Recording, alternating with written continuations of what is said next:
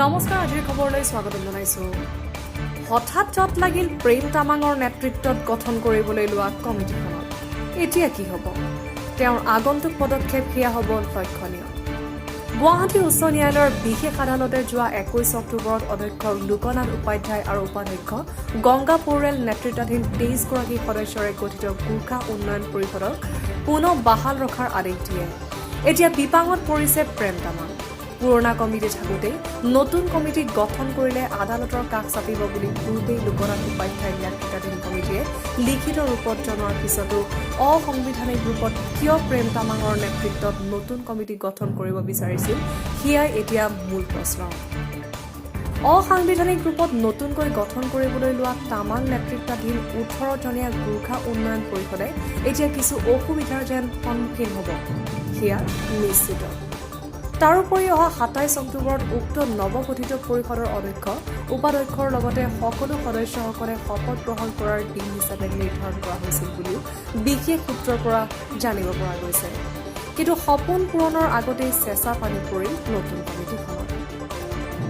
এটা বিশেষ সূত্ৰৰ পৰা জানিব পৰা মতে মহামান্য গুৱাহাটী উচ্চ ন্যায়ালয়ৰ বিশেষ আদালতে দিয়া ৰায়দান অনুসৰি 2021 চনলৈ লোকনাথ উপাধ্যায় আৰু গংগা পৌৰেল নেতৃত্বাধীন গোৰ্খা উন্নয়ন পৰিষদৰ পুৰণা কমিটিখনেই কাৰ্যক্ৰম হৈ থাকিব।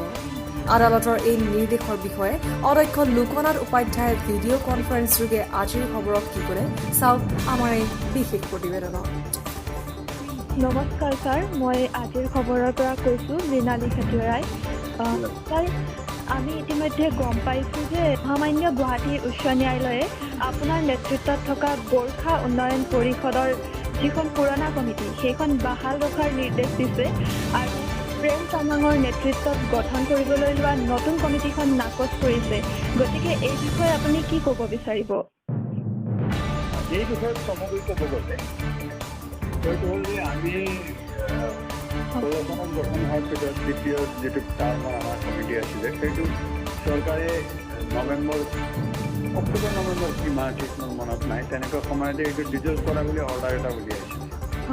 সেই অৰ্ডাৰ উলিওৱাৰ পিছত আমি আমাৰ 32খন ডেভেলপমেণ্ট কাউন্সিল আছে, তেওঁলোকৰ চবৰে মিলি পেলাই আমাৰ এটা কোঅৰ্ডিনেশ্যন কমিটি আছে। সেই কোঅৰ্ডিনেশ্যন কমিটিৰ ফালৰ পৰা আমি মহামান্য গুৱাহাটী উচ্চ ন্যায়ালয়ত এটা গোচৰ কৰিছিলোঁ যে আমাক এনেকৈ ভংগ কৰা হ'ল, গতিকে আইনীভাৱে আমি কি ধৰণৰ সহায় পাব পাৰোঁ। তেতিয়া এই কেছটো প্ৰায় 4 বছৰ চলিলে। চলাৰ পিছত যোৱা জুলাই মাহত গভৰ্ণমেণ্টে অৰ্ডাৰটো ভেকেট কৰিলোঁ বুলি কোৰ্টক জনালে যে আমি যিটো আমি আগতে ডিজলভ কৰা অৰ্ডাৰ দিছিলোঁ সেইটো উইড্ৰ কৰা। তাৰপিছত আমি কোৰ্টে নিৰ্দেশ দিলে যে স্থিতা অৱস্থা পুনৰ আগৰ নিচিনাই বাহাল থাকিব আৰু এই কমিটি পুৰণা কমিটি চলাই যাব। তেনেকৈ আমি চলাই আছিলোঁ, তেনেকৈ চলাই গৈছিলোঁ। আমি কাৰ্যকাল শেষ হোৱালৈকে আমি চলাই যাম বুলি ভাবিছিলোঁ আৰু কোৰ্টে তেনেকৈ এটা ইংগিতো দিছিলে। কিন্তু হঠাতে যোৱা 9/10/2020 তাৰিখে অসম চৰকাৰে নতুন এটা নিৰ্দেশ উলিয়ালে।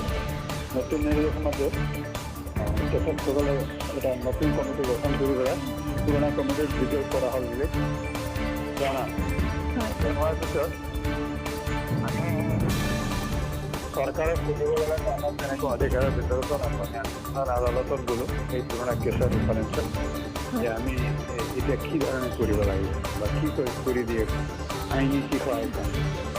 সেই আইনী সহায়ত যোৱা 22 তাৰিখে এটা অৰ্ডাৰ ওলাল যে যিটো কৰিছে চৰকাৰে সেইটো আনকনষ্টিটিউচনেল হয়।